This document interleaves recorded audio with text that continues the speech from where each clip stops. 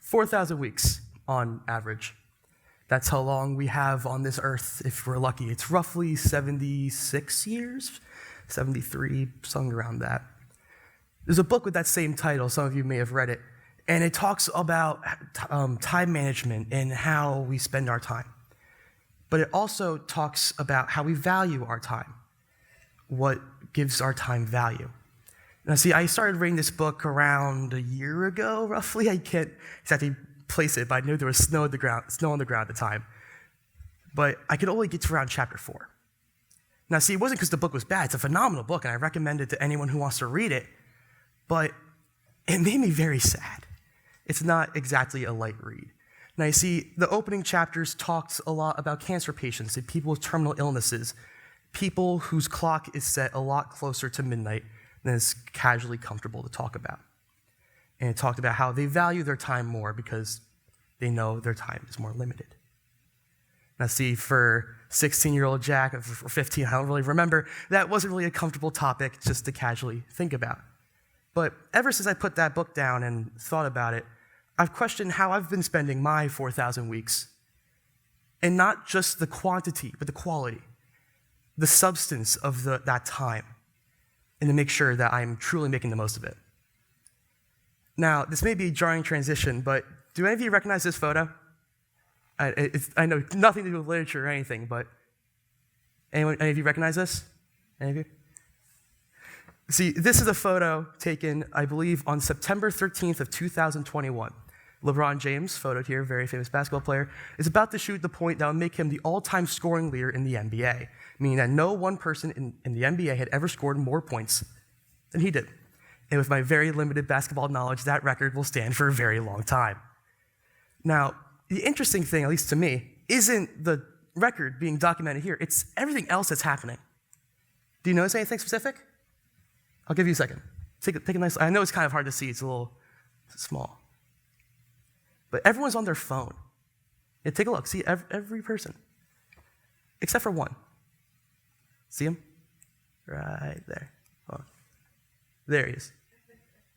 See, that man, for those who do not know, his name is Phil Knight. And for Phil Knight, for those who do not know, is the founder of Nike. Yes, that Nike. Now this photo, there you go. This photo went viral because of Phil not being on his phone at that moment. And many people thought that he had paid someone to take the photo for him. Maybe it was that young lady right there. Who knows? But I still found it interesting that he didn't take out his phone. He was just watching it. Not in 1080p, but in 2020. At least he's not, I mean, he could be wearing contacts, who knows? But, so, why do I mention this? Is that Phil was the only person in that arena who was a spectator, who was actually in that moment. Think about it. Everyone else was on their phones, everyone's on their phones, and they're distracted. I mean, yes, they are watching it. They probably feel present, but there's that extra stressor involved.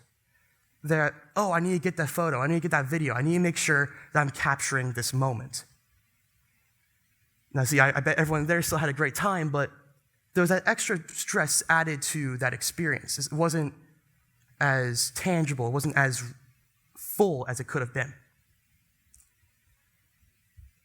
Now, I'm sure that many of you have gone to concerts or basketball games or any sporting event, really, any large spectator event, and have taken photos.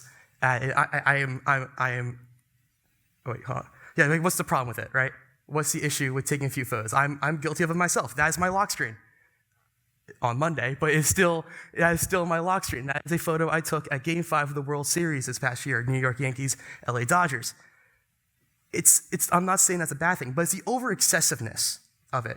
When you're taking photos of every single moment of a game, of every moment of the concert, I'm sure you've seen someone standing next to you at a basketball game, concert, whatever, taking an absurd amount of photos and not really paying attention to what's happening in front of you. They're taking a step back, right? They're not really there. They're not truly in the moment. And I guess maybe drawing transition, but how many of you have heard the work-life balance? Right? It's a pretty well-known concept in the United States, at least I've It seemed to me that way. This concept that we have our work lives and our personal lives, and they need to be separated. The stressors of one should not cross over to the other. Or for students like myself, the school life balance, where our academic stressors should not cross over to our extracurriculars or personal lives. Now, unfortunately, we're not severed. We can't just snap our fingers, walk into an elevator, walk through these doors, and have this and completely forget the events of one to the other. We're human. We live life in time. We can't just snap our fingers and forget about it. Those stressors, all those elements carry with us. That's why I prefer the term the ick life balance, per se. You have all this ick, all this stress, all this anxiety just clouding your mind that doesn't stop when you walk through any of these doors, whenever you walk into somewhere. It stays with you. Now, for some people, this may not be as big of an issue, but at least for me, there's many times where this ick clouds my judgment. Now, there was an event that happened a few weeks ago where I saw it when I first woke up in the morning, and it made me livid. I was pissed. It was not good. Went to school, that's all people were talking about, was this thing that I saw on the news. And my phone kept on giving me notifications. When I got home, my dad was watching the TV, it was on there too. It followed me everywhere. And I was not a happy camper. My ick was crossing over to the life. Now, I'm not sure how many of you are familiar with how the news works, but it's a business. They're companies that are meant to make money. And these kind of reactions are what they're meant to elicit in people. The more angry you get, the more things you collect, the more ad revenue you get, leads to more cha-ching. And I can't blame them. It's how they make their money. I'll be a fool to do anything otherwise. But there's so many aspects of our lives that we blow out of proportion. Granted, it's not just news stories, but social interactions to assignments that we may not have gotten a good grade on, or maybe we didn't get a work deadline done. I'm not in the workforce, so I can't really say that myself. But there's all these things that just happen, and what I like to say, like your mental VHS tape that just play over and over and over again. And that tape's still the same, just gets re-recorded with other stuff on it. Now, unfortunately, I can't tell you can't just stop the VHS tape. I'm sorry, that's not this TED Talk. But you can turn down the volume, right? It's a balance, it's a scale, and you can tip them in your favor. When you realize when something's blown out of proportion, you can take a moment, and 90% of the ick in our lives is really just things that are out of proportion. You could take that scale, think about it for a moment. Realize that something is being blown out of proportion, bring it down, and your scales are balanced. Now, one other thing I want to talk about is,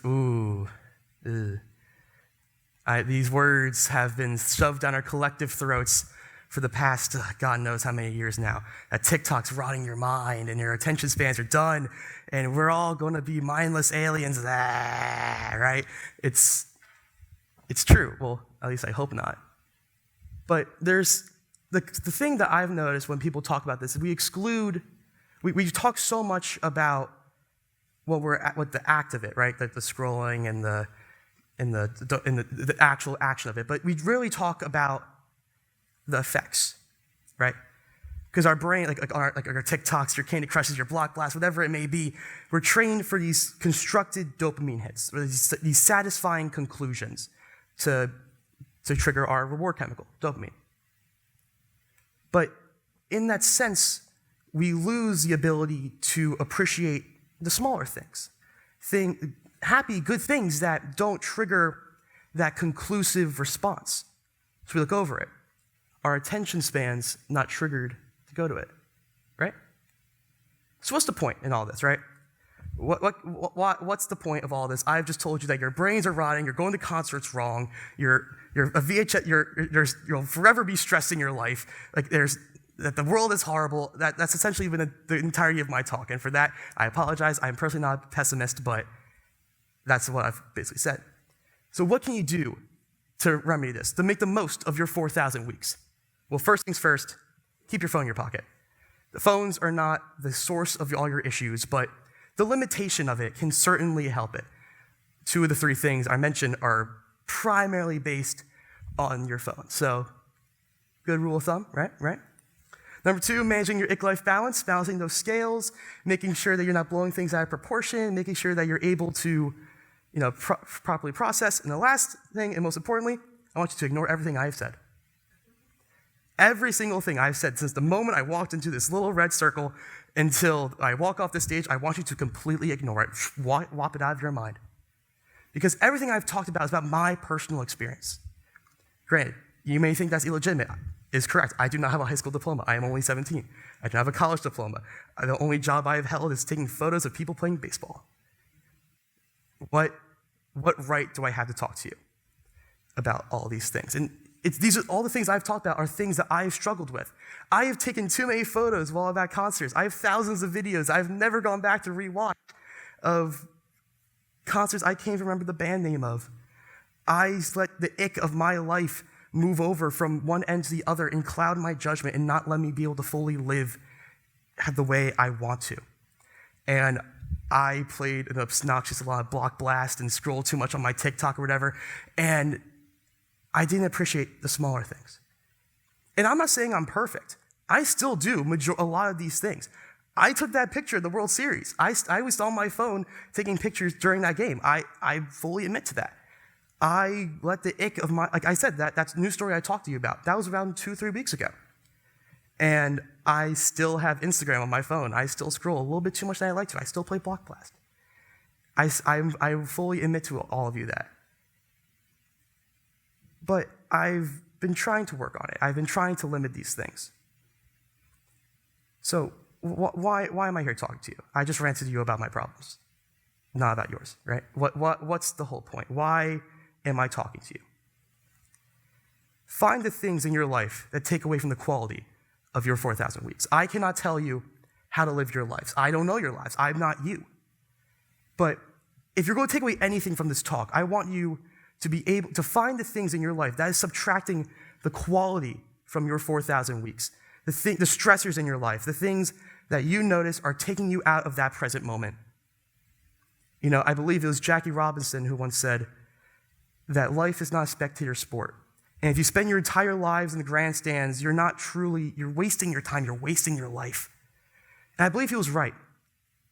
That if you're not fully present, if you're not playing that game, if you're not standing there ready to hit, if you're standing in the grandstands, you're truly wasting your life. So I ask you all, find the things in your life that take away from the quality. So the quantity is a little bit more bearable. Thank you.